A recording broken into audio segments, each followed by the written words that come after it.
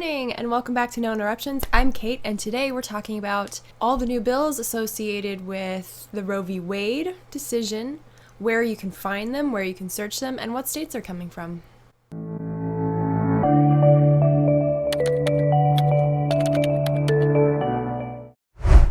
So for those of you who are unfamiliar, on Daily Clout we have this page called BillCam, which is in our main sort of menu at the top. And basically when you go into BillCam, you can search and learn about different bills. You can share them on social media. You can see where it's at in the voting and passing process, I guess. And you can search them a couple of different ways. So you can go to keywords. So if you're searching for something like vaccine mandates or abortion, you can search it that way. You can also search by the bill ID if you know the number. I usually don't use that one a lot because I don't remember the numbers off the top of my head, but you can if you do know the numbers. You can also search if it's a state or federal. So you can search by your state. You can see, the most recent bills that are in your state if you are interested in doing that. And then you can also search by representative name. So you can see, they give you a list of different representatives and you can kind of just click on one and see what bills that person has been involved with, and where they're at in the process. Also, I mentioned that you can share them on social media, which is great if you are like an activist and you're trying to spread the word about these things without trying to explain them word for word on your social media. You can just take a bill. The bill has an explanation on it. It has a breakdown, so you can just share that on your social media to get the word out. So today specifically, we are taking BillCam, and we actually just had this post go up yesterday. It's a post about the newest bills associated with the Roe v. Wade decision. So it's called Discover Roe v. Wade legislation that is coming this fall with our BillCam. So we have all of the links to the bills from different states that are talking about this. So first of all, we have Kentucky. Yay, my home state, Kentucky. So in the fall, there is this line that they're proposing to add to the state constitution of Kentucky. And the line is, quote unquote, to protect human life, nothing in this constitution shall be construed to secure or protect a right to abortion or require the funding of an abortion. So again, this is House Bill 91 that is coming to the ballot on November 8th. And Kentuckians get to vote yes or no whether they want that line added to the Kentucky Constitution. He's not being distracting at all, are you? Like, how can you be mad at this face, though? Like, look at that face. So next up, we have the state of Michigan. So the state of Michigan is looking to enact protection for an individual or corporation that either travels to another state to obtain abortion or assists another individual in traveling to another state to obtain an abortion. So this is Bill, HB 6342, criminal procedure. So if someone travels out of state to get an abortion, basically protects them under the state of Michigan. Next, we have California. This new bill would authorize a nurse practitioner who has completed required training and who is in advanced practice to be able to perform an abortion by aspiration techniques without supervision by a physician or a surgeon. That sounds pretty dangerous if you ask me. I mean, abortions in general are dangerous, which no one likes to talk about, but now this new bill would let a nurse practitioner, even if they're advanced, without a surgeon or a physician present. That sounds pretty scary to me. So another bill in California, it says would establish the Abortion Practical Support Fund and would require the Commission on the Status of Women and Girls to administer the fund, providing grants to assist pregnant Californians who are on low income or face financial barriers with access to abortions in California. It says it would also increase patient access to abortion and pay for research to support equitable access to abortion. For all you conservatives listening, This is really bad news, by the way. So we need to get on that. In Massachusetts, a proposed bill would cover the public education system that would essentially provide medication abortions. So just making abortion pills kind of more widespread, more available for everyone. So many things. Okay, here's another one.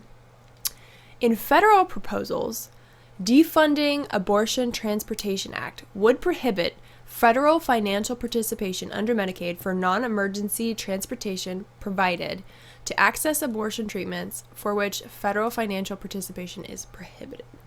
So essentially what this one would do is prevent federal funding for people traveling to get an abortion, is my understanding.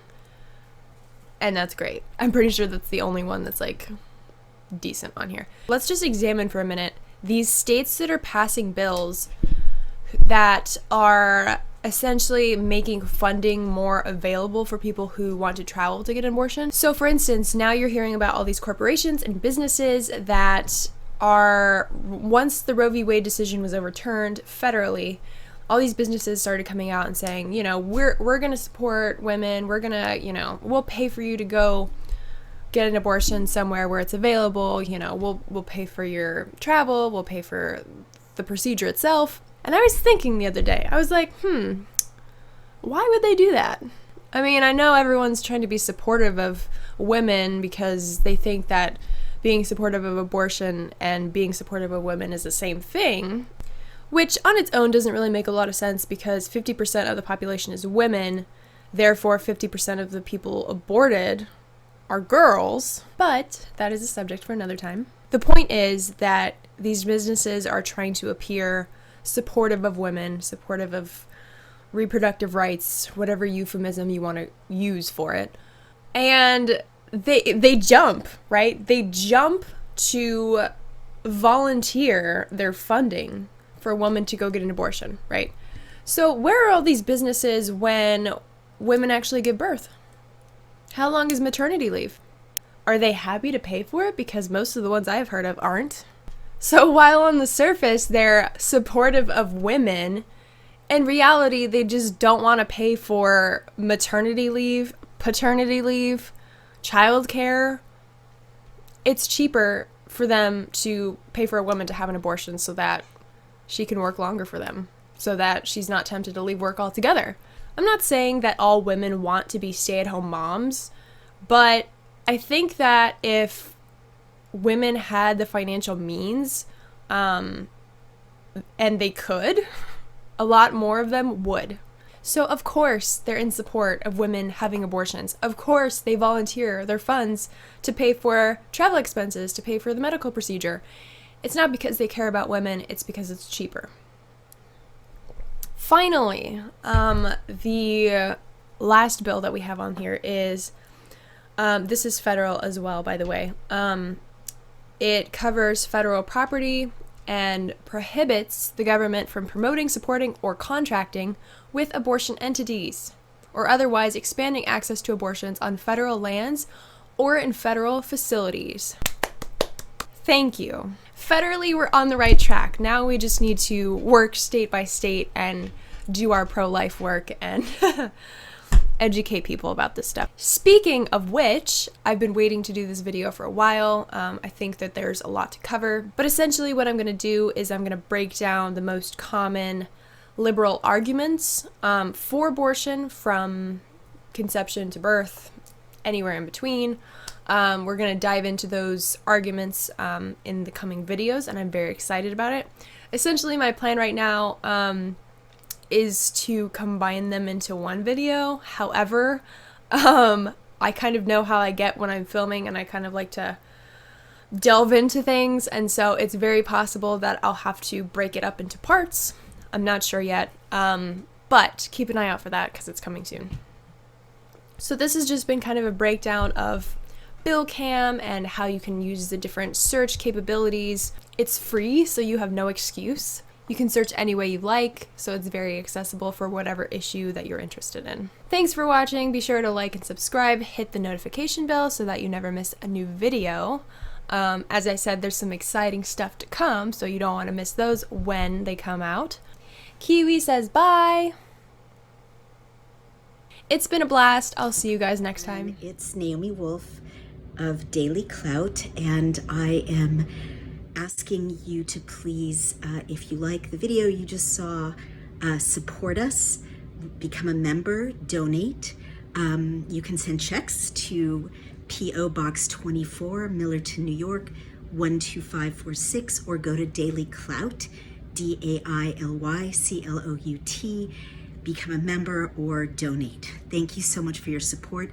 Every penny goes for paying our hardworking staff, paying hosting costs, and paying our lawyers who have been leading the fight to keep you safe and free, to keep the Constitution safe and to keep you free. Thank you so much.